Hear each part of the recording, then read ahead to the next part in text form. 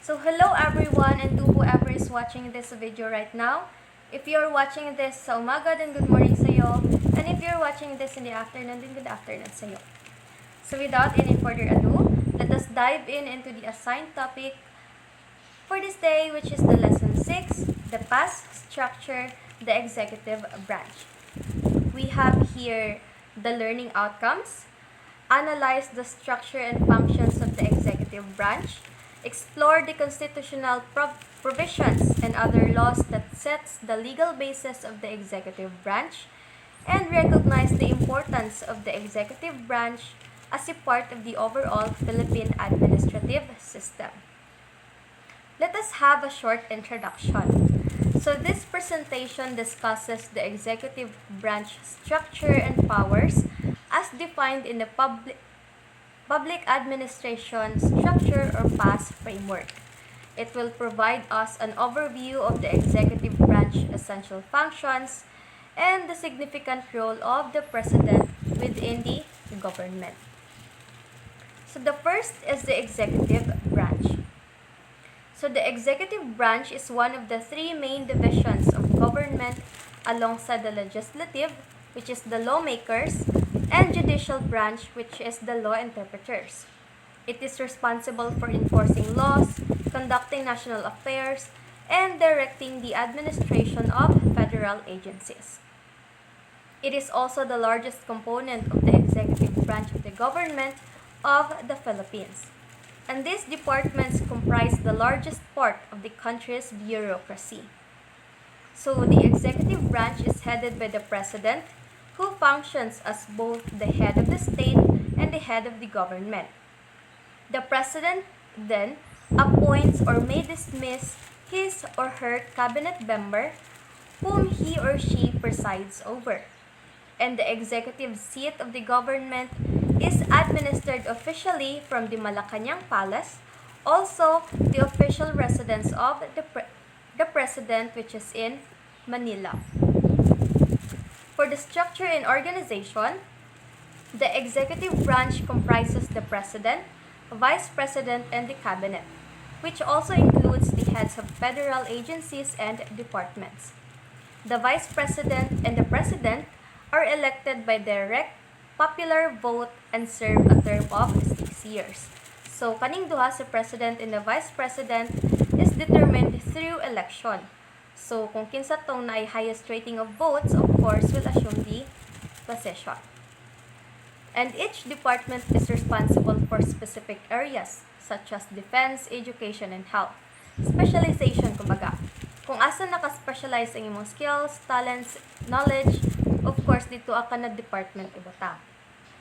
Additionally, there are various independent agencies, such as the Environmental Protection Agency, which also operates under the executive branch and nag-focus po sa specialized functions. So under the Constitution, the President is granted the authority or the power to appoint his own cabinet. On the other hand, ang Vice President is pwede niyang i-assume ang cabinet possession. Also, the Vice President is mandated to assume the presidency in case of death, disability, or the resignation of the incumbent president. Who is the head of the executive branch in the Philippines? Is this head of the executive branch in the Philippines handles the power or authority that has been given to him or to her? Or unsa nga mga power ba ang ginagunitan sa isa ka head of the executive branch in the Philippines? Second is the power of the President. So the President has the mandate of control over all the executive departments, bureaus, and offices. This includes restructuring, reconfiguring, and appointments of their own respective officials. And the administrative code also provides for the President to be responsible for the above-mentioned offices' strict implementation of law. Of course, it is the President man ang last nga mag-sign if ever na i-impose or na i-propose nga laws. Of course, the President po ang maging responsible or will be held accountable for that strict implementation. The President also have the power to give executive issuances, which are means to streamline the policy and programs of an administration. So here are some of the power of the President among all of those power na iyahang ginagunitan. First is the executive orders. Rules made by the President to carry out laws or powers from the Constitution or law. So these are the rules or policies made by the President to help carry out the law or the Constitution. And they are usually broad and of course affects many people and many areas of the government. One hypothetical example for this is, if the government wants to create a new agency to handle disaster response, pwede siyang mag-issue of executive order for it to happen. Next is the administrative orders. So instructions from the President about how certain parts of the government should operate. So these are the instructions from the President about how certain parts of the government should run. And they are more specific than the executive orders. So if the executive order is broad, ang administrative order is specific, and it focuses on how things are run internally. Third is proclamations. Announcements from the President about special dates or situations that affect how a law works.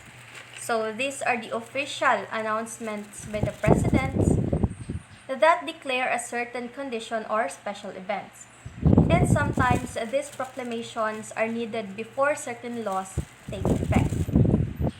Next is the memorandum orders. These are the directions from the President about minor or temporary matters meant for specific government officials or offices. So these are the detailed instructions, the detailed informations for specific officers or offices about small, short-term, or even specific tasks. Let it be minor or temporary matters. Next is the memorandum circulars.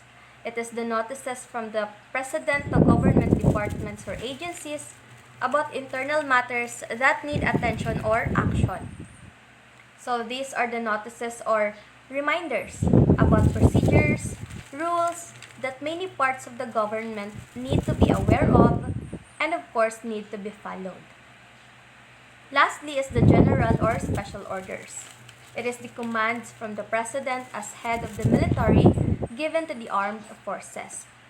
So these general or special orders are the commands from the President, especially related to the military. Why? Because the President is also known as the Commander-in-Chief. And here, after all those slides, I have listed here 5 item questions that need to be answered.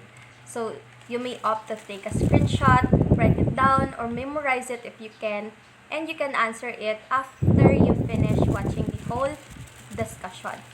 But before that, let us first move forward to the next discussion, which is the third, the general government sector. So the general government sector is the group of government units that primarily produce services for the benefit of the public and are mainly financed by taxes and other compulsory transfers. And these units do not operate for profit. That means they operate dili para makagain of profit. And it includes all levels of the government. So the GGS or the general government sector consists of all government units and non-profit institutions, of course controlled by the government. And they provide goods and services to the public without charging market prices and are funded mainly by taxes or government revenues.